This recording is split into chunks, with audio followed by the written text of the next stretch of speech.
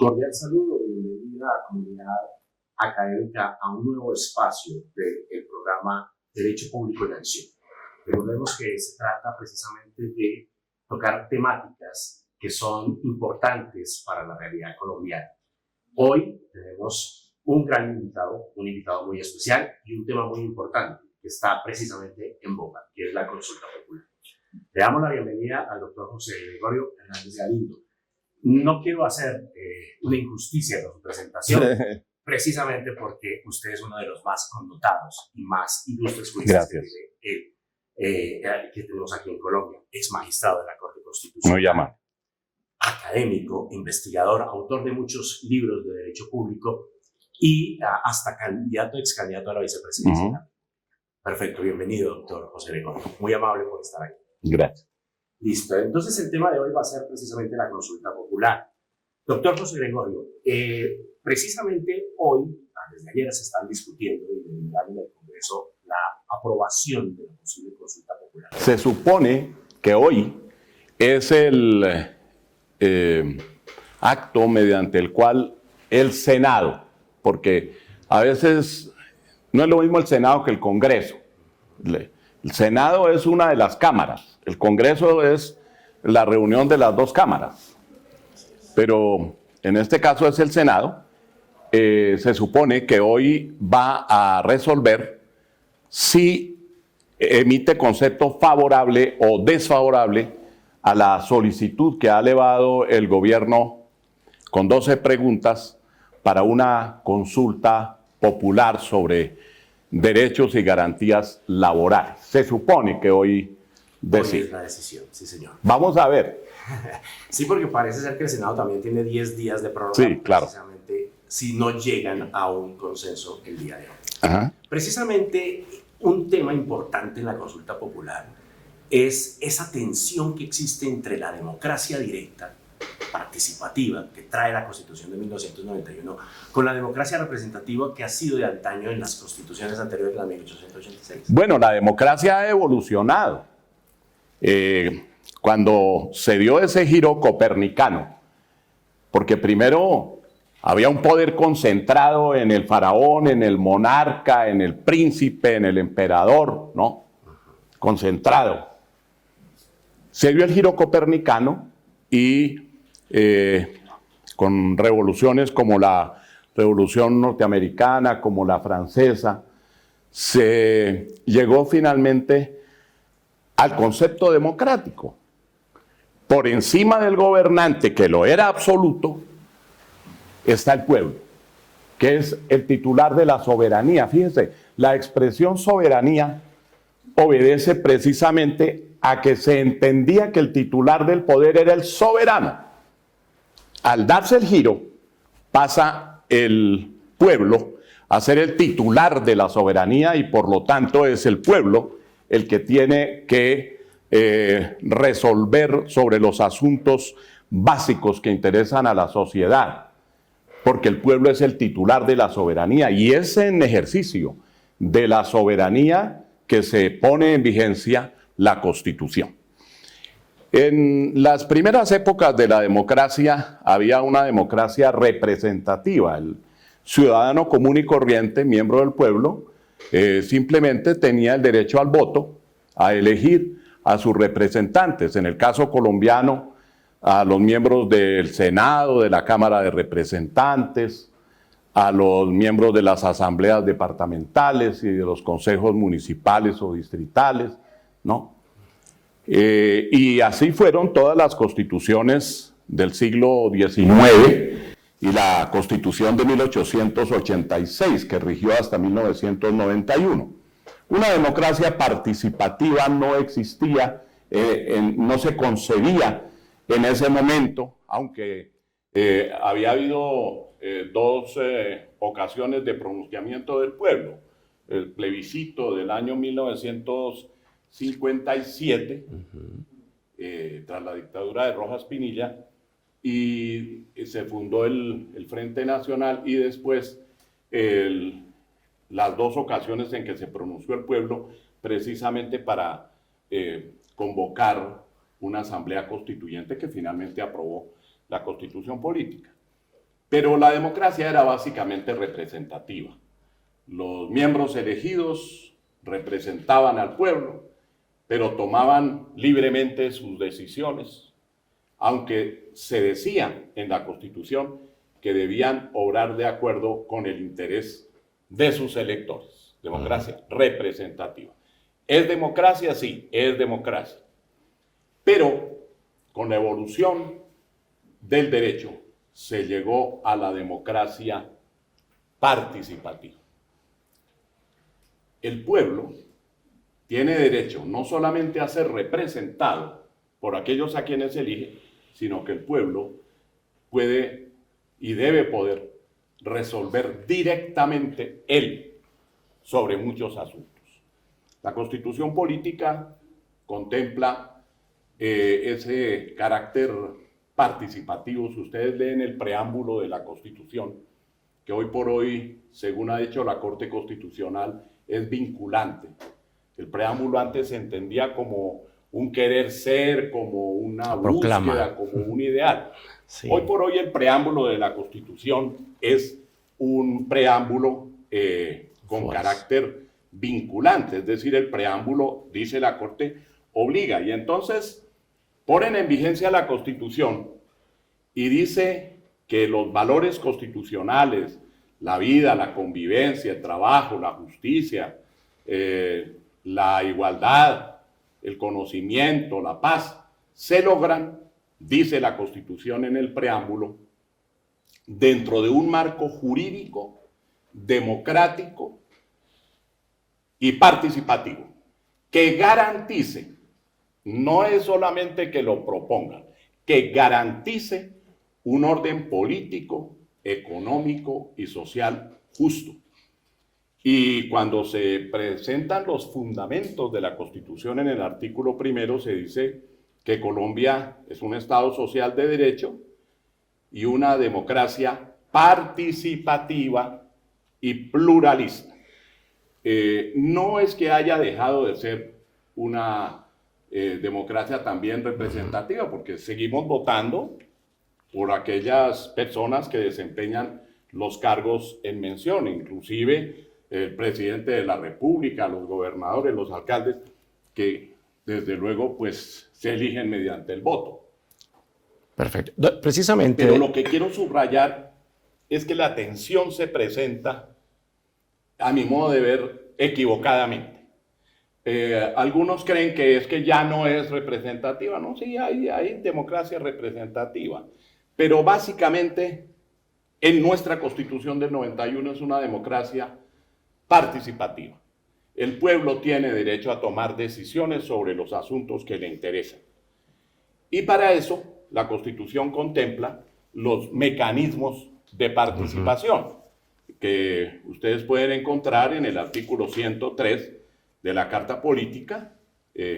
Dice claramente la Constitución que esos mecanismos que constituyen derecho de todos los ciudadanos son, entre otros, el plebiscito, el referendo, la consulta popular, el cabildo abierto, la iniciativa legislativa y la revocatoria del mandato. Estamos hablando de aquí, de la consulta popular.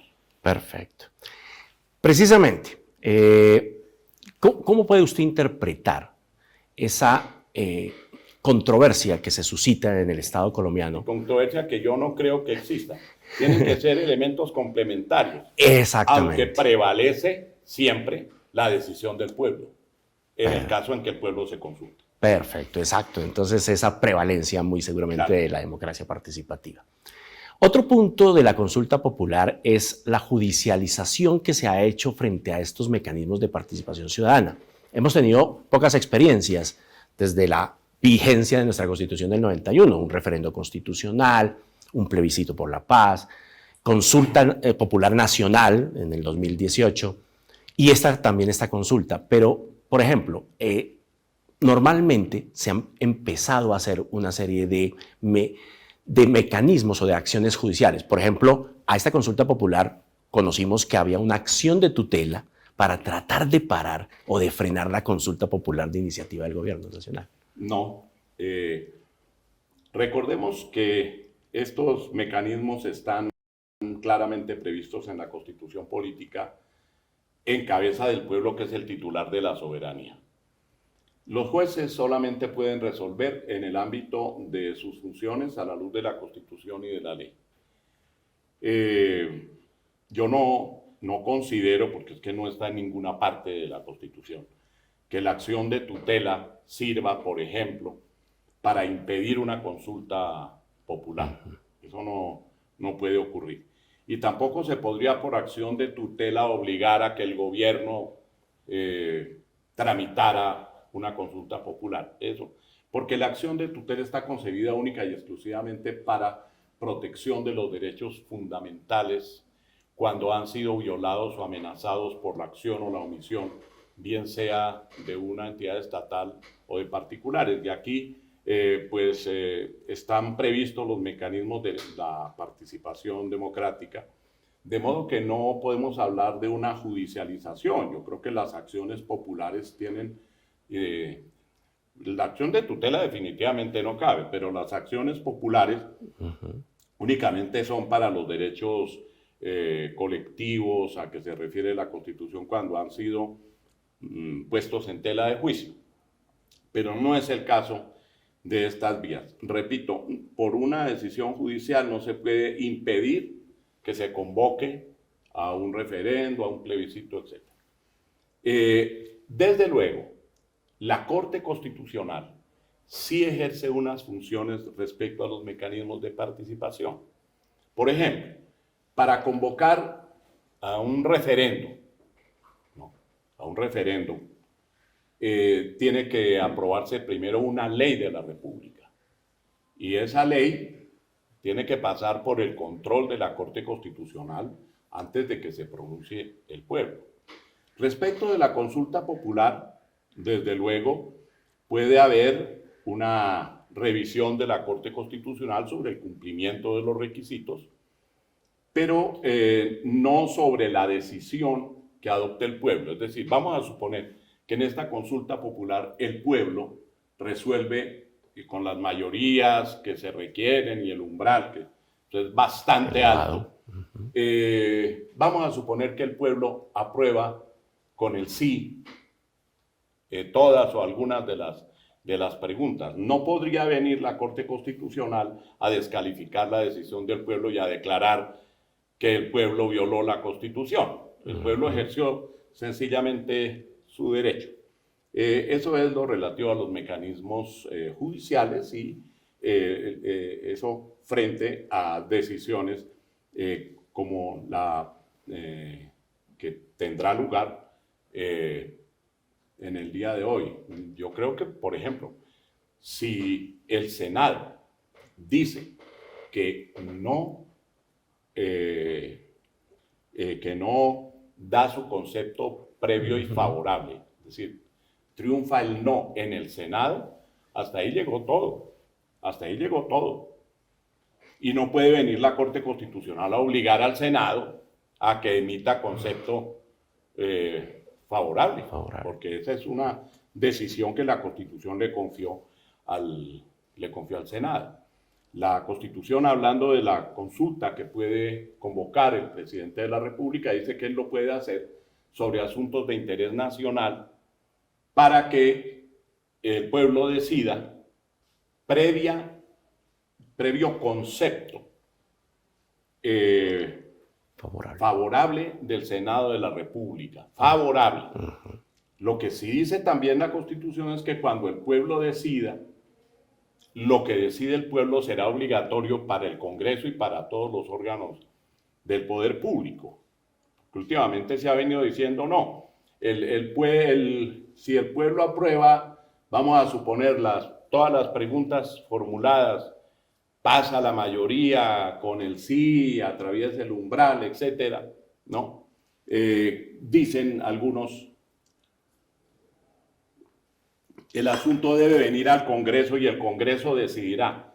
Sí, el Congreso decidirá, pero tiene que decidir según lo que el pueblo le dijo, porque decisión popular es obligatoria. Es un mandato, exactamente. Esta consulta es de iniciativa del gobierno. Tuvimos la experiencia de la consulta popular del 2018, que fue iniciativa de la ciudadana. República con la firma de todos sus ministros. Con todos sus ministros. Existen diferencias. Precisamente usted hablaba del concepto favorable, pero ¿qué sucede si transcurre el tiempo que tiene el Senado para pronunciarse, para dar ese concepto favorable y no dice nada? Es decir, no llega a una decisión. El Senado. El Senado, sí. Si el Senado no se pronuncia, pasa el tiempo y no se pronuncia, él tiene un término, ¿no? 30 días para decidir sobre lo que hoy está actuando rápido, ¿no? Sí. La consulta popular, vamos a suponer que respecto a ella, convocada por o con iniciativa del presidente, no convocada todavía, todavía no la ha convocado, le ha presentado la iniciativa al Senado. Vamos a suponer que el Senado deja pasar el tiempo y no dice nada. En ese caso, el presidente de la República queda en libertad de convocar la consulta popular, llamar al pueblo. Yo ya le llevé todo al Senado y el Senado no se pronunció, pues yo convoco. Pero si el Senado dice no, es decir, el concepto es negativo, hasta ahí llega todo, se acabó el tema de la consulta popular. Así es. Una de las problemáticas también que se han presentado es alrededor de la instrumentalización de los mecanismos de participación ciudadana por parte de los políticos, ¿no? Como que se personalizan. Sí. Exactamente. ¿Cuál es su opinión respecto a esta consulta popular? Bueno, hay que distinguir entre la alta y la baja política. La política de alto interés, fíjense que hablamos de la constitución política, que corresponde al ejercicio del poder. Y lo que yo llamo la baja política, es decir, la política rastrera, la política agresiva, la política mentirosa, la política corrosiva, corrupta muchas veces. Esa baja política ha venido actuando desde hace tiempo, tal vez desde el proceso de paz, del año 2016 del presidente Santos. Esa baja política se ha venido ejerciendo, inclusive en la época moderna, ya no solamente con discursos, con cartas, con manifestaciones, sino con el uso de los medios de comunicación y muy especialmente con las llamadas redes sociales, el internet, las redes, todo esto ha llevado a una polarización muy grande, tenemos que reconocerlo, entre extrema derecha, extrema izquierda, y entonces en virtud de esa politización de todos los asuntos y de la instrumentalización de cuanto haya, los unos para no dejar gobernar y los otros para gobernar, quieran o no quieran, sin ninguna posibilidad de acuerdo, de diálogo. Mire que el artículo 113 de la Constitución dice que las ramas del poder público tienen que ejercer sus funciones de manera separada y autónoma, y la una no puede reemplazar o sustituir a la otra, ¿no? Pero dice la Constitución que cumplirán sus funciones mediante una colaboración armónica, y eso es lo que justamente no tenemos. Fíjese, en este caso de la consulta, se presenta un proyecto para devolver a los trabajadores una serie de prerrogativas, ni siquiera de prerrogativas, de derechos que se les había conferido después de la Constitución del 91. Y viene un gobierno anterior, el gobierno del expresidente Uribe, y presenta proyecto para quitar muchas de esas garantías, lo del descanso necesario, lo de la duración de la jornada laboral, etc. se los quita. Lo que pretendía, yo le he entendido al gobierno actual, que lo que pretendía el gobierno era recuperar, devolver a los trabajadores esos derechos. No. Sí.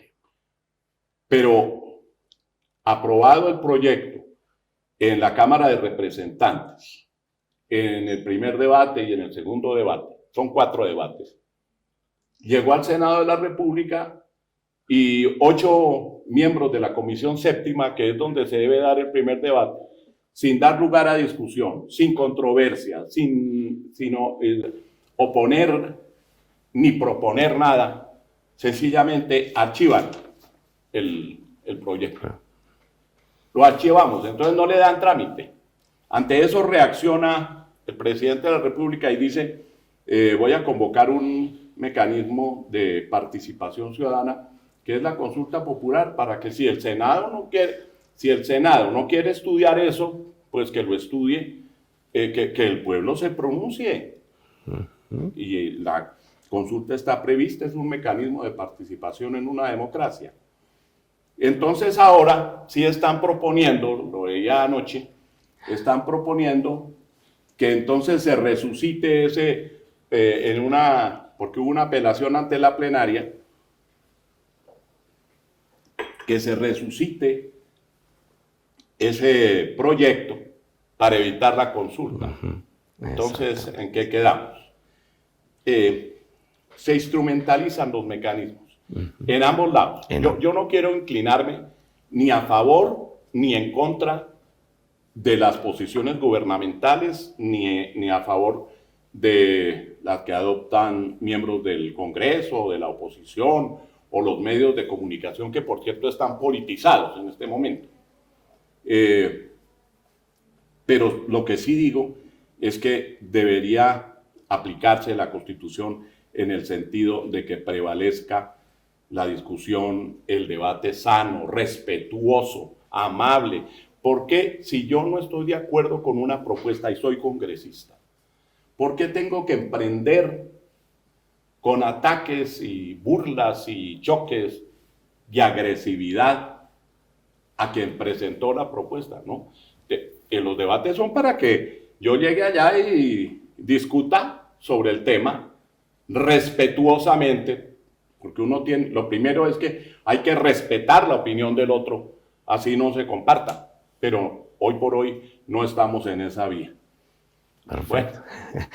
Vale, doctor José Gregorio, para finalizar, algunos teóricos, algunos doctrinantes han dicho que, como usted lo mencionó, esto es un proyecto de ley que fue hundido en la Comisión Séptima del Senado.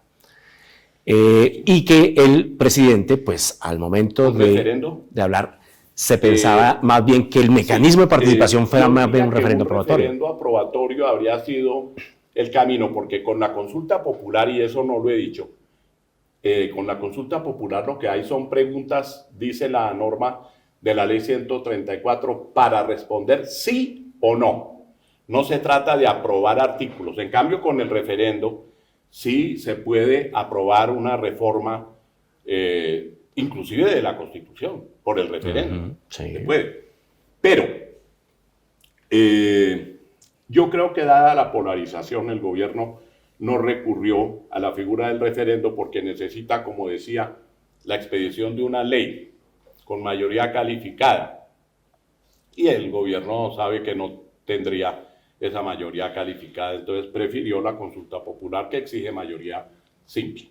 Perfecto. Muchas gracias. No, a usted, doctor José Gregorio, muy amable. Y muchas gracias a todos ustedes.